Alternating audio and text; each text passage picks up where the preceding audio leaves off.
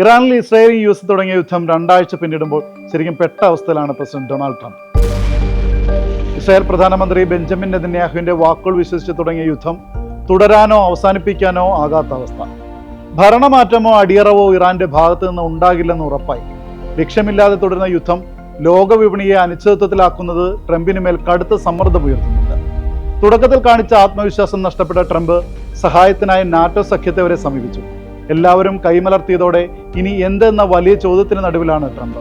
ഇറാനിൽ ട്രംപ് തോൽക്കുകയാണോ?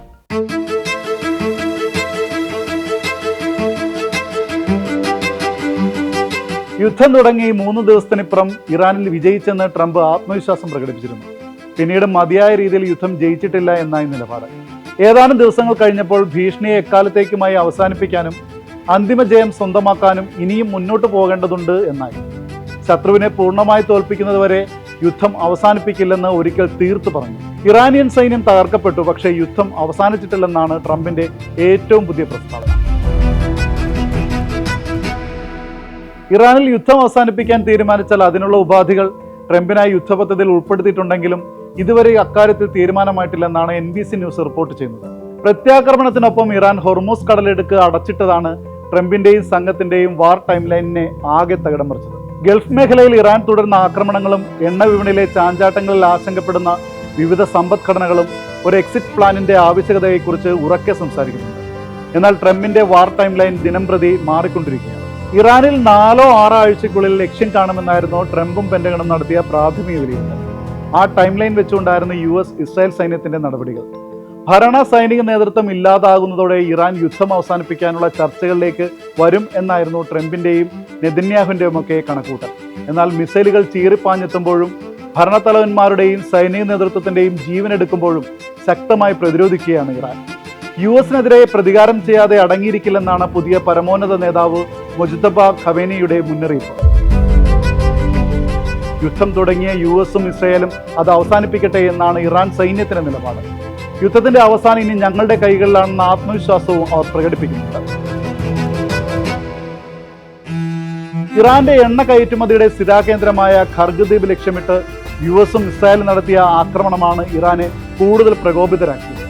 രാജ്യത്തെ എണ്ണയുടെ 90% കയറ്റുമതി ചെയ്യുന്നത് ഈ ദ്വീപ് വഴിയാണ്. ശരാശരി 13 ലക്ഷം മുതൽ 16 ലക്ഷം വരെ ബാരൽ എണ്ണയാണ് പ്രതിദിനം ഇവിടെ നിന്ന് കയറ്റിപ്പോകുന്നത്. 1.8 കോടി ബാരൽ കരുതൽ ശേഖരമായും സൂക്ഷിച്ചിട്ടുണ്ട്. ഖർഗിനേൽക്കുന്ന ഏതൊരു ആക്രമണവും ഇറാന്റെ സമ്പദ് വ്യവസ്ഥയാണ് ആദ്യം ബാധിക്കുക. പിന്നാലെ അത് ആഗോള എണ്ണ വിപണിയെയും അസ്ഥിരപ്പെടുത്തും. അവിടേക്ക് ട്രംപും നെതന്യാഹുവും നടത്തിയ ആക്രമണത്തിനുള്ള മറുപടിയാണ് ഇറാൻ US സൈനിക താവളങ്ങളുള്ള ഗൾഫ് രാജ്യങ്ങളിൽ തുടരുന്നത്. Saudi Arabia, Dubai, Kuwait, Oman എന്നിവിടങ്ങളിൽ കനത്ത ഡ്രോൺ ആക്രമണമാണ് ഇറാൻ നടത്തുന്നത്. ഇറാഖ് തീരങ്ങളിലെ എണ്ണ ടാങ്കറുകൾ വരെ ആക്രമിക്കപ്പെട്ടു. ഹൊർമൂസിലൂടെയുള്ള ചരക്ക് ഗതാഗതം സമ്പൂർണ്ണമായി നിലച്ചിരിക്കുന്നു. US നാവികസേന സുരക്ഷാ കമ്പനിയും വൻതുക ഇൻഷുറൻസുമൊക്കെ വാഗ്ദാനം ചെയ്തിട്ടും ഇറാനെ മറുത്തുകൊണ്ട് സഞ്ചരിക്കാൻ കപ്പലുകൾ തയ്യാറാകുന്നില്ല. ആഗോള വിപണിയെ ഉലച്ച രൂക്ഷമായ എണ്ണ പ്രതിസന്ധിയാണ് അതിന്റെ അനന്തരഫലം. ചരിത്രത്തിലെ തന്നെ ഏറ്റവും വലിയ ക്രൂഡ് ഓയിൽ പ്രതിസന്ധിയുടെ നാളുകളിലൂടെയാണ് ലോകം കടന്നു പോകുന്നത്.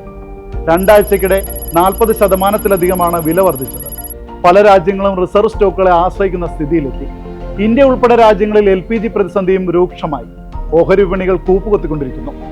സകല കുറ്റങ്ങളുടെയും ചൂണ്ടുവിരൽ തന്നിലേക്ക് നീളുന്നുവെന്ന് മനസ്സിലാക്കിയ ട്രംപ് പുതിയ അടവ് സ്വീകരിച്ചു. ചൈന, ജപ്പാൻ, ദക്ഷിണ കൊറിയ, ബ്രിട്ടൻ, ഫ്രാൻസ് തുടങ്ങിയവരോട് സഹായം തേടി. ആരും അനുകൂല നിലപാട് സ്വീകരിച്ചില്ല. ഇതോടെ ഒരിക്കൽ ആക്ഷേപിച്ചു വിട്ട നാറ്റോ സഖ്യത്തോടും ട്രംപ് സഹായമിരുന്നു.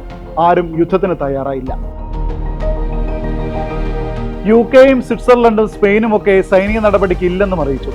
നാറ്റോയുടെ നിലപാട് വലിയൊരു വിഡ്ഢിത്തമാണെന്ന് പ്രതികരിച്ച ട്രംപ് ഇനി ഞങ്ങൾക്ക് ആരുടെയും സഹായം ആവശ്യമില്ലെന്ന പിണക്കത്തിന്റെ ഭാഷ കടമെടുത്തിട്ടുണ്ട്. പക്ഷെ കാര്യമില്ല, എത്രയും വേഗം യുദ്ധം അവസാനിപ്പിച്ചാൽ എല്ലാവരുടെയും മുഖം രക്ഷിക്കാമെന്നാണ് European Union foreign policy chief Kaja Kallas US-നോടും ഇസ്രായേലിനോടും ആവശ്യപ്പെട്ടിരിക്കുന്നത്. യുദ്ധം തുടങ്ങാൻ എളുപ്പമാണ്, പക്ഷേ അത് അവസാനിപ്പിക്കുക അത്ര എളുപ്പമല്ല. എപ്പോൾ വേണമെങ്കിലും അത് കയ്യിൽ നിന്ന് പോകാമെന്ന ആത്യന്തിക സത്യം കൂടി കല്ലാസ് ട്രംപിനെയും സംഘത്തെയും ഓർമ്മിപ്പിക്കുന്നുണ്ട്. വിദേശ രാജ്യങ്ങളും നാറ്റോയും മാത്രമല്ല, US-ൽ നിന്നും ട്രംപിനെതിരെ ശബ്ദമുയരുന്നുണ്ട്. ഇറാനെതിരായ യുദ്ധം മനസ്സാക്ഷിയുള്ളവർക്ക് അംഗീകരിക്കാൻ സാധിക്കില്ലെന്ന് തുറന്നു പറഞ്ഞ് national counter terrorism centre director Joe Kent രാജിവെച്ചിരുന്നു. ഇറാൻ രാജ്യത്തിന് ഭീഷണിയൊന്നും ഉയർത്തിയിട്ടില്ല.